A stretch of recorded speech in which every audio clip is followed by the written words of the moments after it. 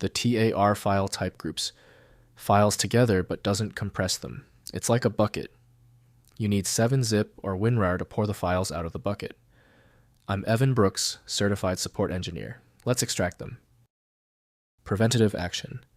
I strongly suggest keeping a universal file reader on standby. It often gives you access to the contents even when the TAR format fails. More on this later. A TAR file is an archive format used to group multiple files into one for storage or distribution. While historically a tape archive, it facilitates file compression and management using software like 7-zip or WinRAR. These resources provide instructions on techniques such as archive splitting, encryption, and password protection for storage.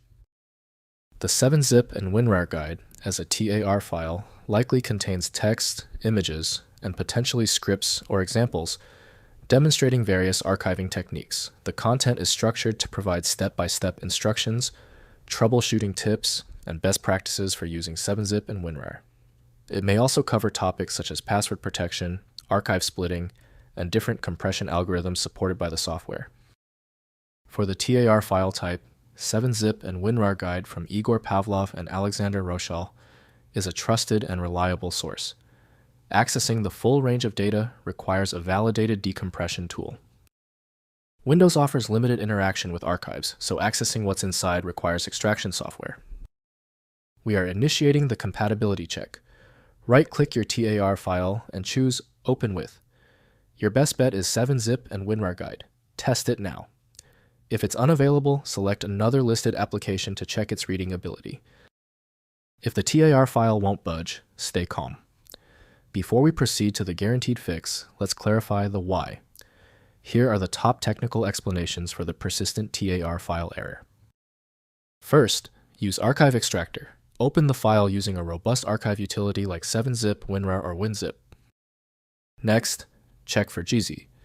If the file fails to extract, check if the file extension is actually .targz and extract the layers separately. Finally, check for corruption. Run the test archive function within the archive utility to check the file's integrity. If compatibility checks failed, it is likely because the file extension name is shared by different developers for unrelated formats, causing your PC to use the wrong reading language. A universal viewer is designed to act as a versatile tool for identifying many formats, providing a reliable way to attempt access when standard programs have failed.